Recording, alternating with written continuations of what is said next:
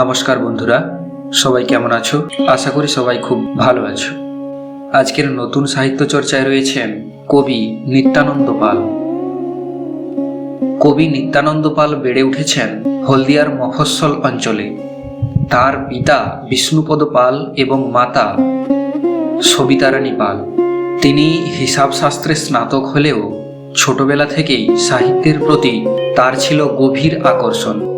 বেসরকারি সংস্থায় কর্মরত থাকার পাশাপাশি তার কলমে নিরন্তর চলতে থাকে সাহিত্য চর্চা। তার প্রকাশিত কাব্যগ্রন্থগুলির মধ্যে উল্লেখযোগ্য রয়েছে ইচ্ছে খুশি, বন্দিনী, থমকে গেছে পথ, মনের বারান্দা, রামধনু, নষ্টনীড় এবং মৃত্যু মিছিলে হাঁটছি একা।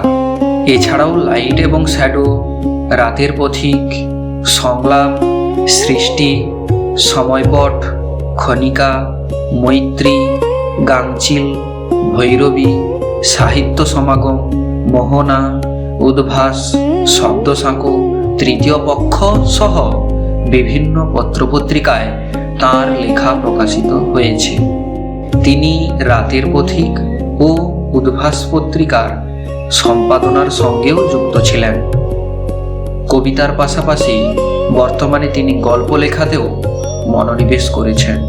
সাহিত্য চর্চার বাইরেও তাঁর আগ্রহের ক্ষেত্রগুলির মধ্যে রয়েছে অভিনয়, সঞ্চালনা, বই পড়া, গান শোনা এবং ভ্রমণ। বহুমুখী সৃষ্টিশীলতার মধ্য দিয়ে নিত্যানন্দ পাল বাংলা কবিতার জগতে নিজের স্বতন্ত্র লেখনী ও অনুভবের পরিচয় তৈরি করে চলেছেন। আমরা সৌভাগ্যবশত কবি নিত্যানন্দ পাল তিনাকে পেয়ে গেছি তার নিজের লেখা কবিতাটি নিজের কণ্ঠে আবৃত্তি করার জন্য। তো চলুন কবি নিত্যানন্দ পালের কণ্ঠে তার নিজের লেখা কবিতাটি আবৃত্তি আমরা শুনে নিই। আমাকে ভুলে যাও, ভুলে যাও সব জীবাশ্ম স্মৃতি, কিংবা আমাকে ভুলে যাওয়ার আগে তোমার দামি শার্টের হাতা গুটিয়ে নাও, লিকুইড হ্যান্ড ওয়াশ ঢেলে নাও হাতে, ধুয়ে ফেলো সব কালো দাগ, দামি সুগন্ধি সুবাস ছুঁয়ে থাক তোমার শরীর। ভুলে যাও সব ব্যর্থতা, শুকিয়ে যাওয়া সবজির মতো পড়ে থাক অঙ্কের খাতা। তুমি চাইলে লাল লিপস্টিকে মুছে ফেলো চুম্বন, তুমি চাইলে শীতের বিছানায় নিজেকে লুকিয়ে ফেলতে পারো। যদি জানালার ফাঁক দিয়ে ফিরে আসে আলো, তবে তুমি টুকরো করে দিতে পারো। শুধু চোখ রেখো কবিতার সেমিকোলনে, দৃশ্যপট ভুলে যেতে পারো। যদি পারো তবে পুরানো অভিমান ব্যালকনি থেকে নামিয়ে দাও। কিছু কবিতা আমাদের সামনে কোনো ঘটনা তুলে ধরে, আবার কিছু কবিতা আমাদের মনের একান্ত অনুভূতিগুলোকে স্পর্শ করে। ভুলে যাও তুমি এই কবিতাটি তেমনি অনুভূতি নির্ভর কবিতা। ভুলে যাওয়া শব্দটি খুব সহজ, কিন্তু বাস্তবে কি প্রিয় মানুষ, পুরনো স্মৃতি, ভালোবাসা, ব্যর্থতা কিংবা অভিমানকে সত্যিই এত সহজে ভুলে যাওয়া যায়? নিত্যানন্দ পালের ভুলে যাও তুমি কবিতায় সেই ভুলে যাওয়ার কথাই বলা হয়েছে, কিন্তু কবিতার প্রতিটি পংক্তির আড়ালে লুকিয়ে আছে স্মৃতি, ভালোবাসা, বিচ্ছেদ, ব্যর্থতা, অভিমান এবং শেষ পর্যন্ত নতুন আলোর দিকে ফিরে আসার আকাঙ্ক্ষা। কবিতাটির বিশেষত্ব হল কবি সরাসরি তার নিজের অনুভূতির কথা না বলে দৈনন্দিন জীবনের নানা পরিচিত উপকরণ ও চিত্রকল্পের মাধ্যমে সেই অনুভূতিগুলোকে প্রকাশ করেছেন। কবিতাটির বিষয়বস্তু আলোচনা করলে প্রথম পর্বে কবি তার প্রিয় মানুষটিকে বলেছেন অতীতের স্মৃতিগুলো ভুলে যাও। এখানে জীবাশ্ম স্মৃতি কথাটি বিশেষভাবে গুরুত্বপূর্ণ। জীবাশ্ম হল অতীতের কোনো অস্তিত্বের চিহ্নকে ধরে রাখা। ঠিক তেমনি মানুষের জীবনের কিছু স্মৃতি সময় পেরিয়ে গেলেও মনের গভীরে থেকে যায়। তাই কবির মুখে যখন আসে ভুলে যাওয়ার কথা, তখন তার মধ্যে এক ধরনের দ্বন্দ্ব তৈরি হয়। যাকে সত্যিই ভুলে যাওয়া সহজ, তাকে বারবার ভুলে যেতে বলতে হয় না। ফলে ভুলে যাওয়ার আহ্বানের মধ্যেই আসলে গভীর স্মৃতির উপস্থিতি অনুভব করা যায়। কবি দ্বিতীয় পর্বে বলেছেন দাগ মুছে ফেলার চেষ্টা। এরপর কবি পোশাক, হ্যান্ডওয়াশ এবং কালো দাগের চিত্রকল্প ব্যবহার করেন। এই অংশে কবি হ্যান্ডওয়াশ এবং কালো দাগের চিত্রকল্প ব্যবহার করেছেন। এখানে কালো দাগ শুধু বাহ্যিক কোনো দাগ নয়, এটি অতীতের কষ্ট, ভুল, তিক্ততা কিংবা সম্পর্কের বেদনাকে বোঝায়।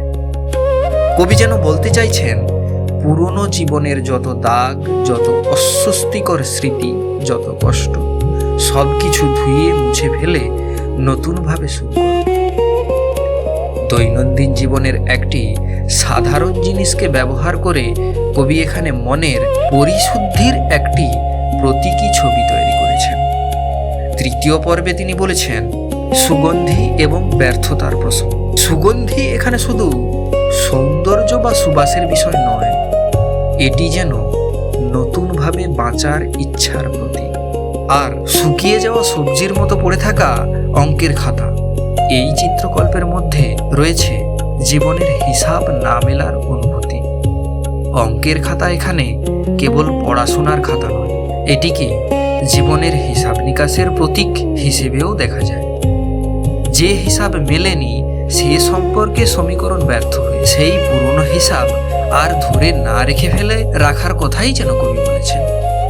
চতুর্থ পর্বে কবিতাটি আরও ব্যক্তিগত অনুভূতির দিকে এগিয়ে যায়। কবি ভালোবাসার স্মৃতি মুছে ফেলার প্রসঙ্গে লাল লিপস্টিক ও চুম্বনের চিত্রকল্প এনেছেন।